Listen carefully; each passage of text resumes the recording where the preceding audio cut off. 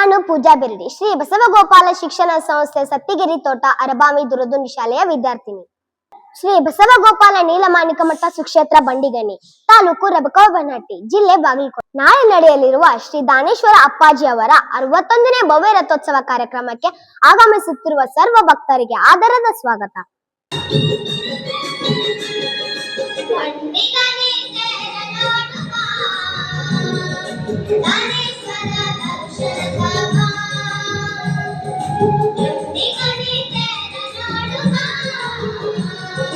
Basaveshwara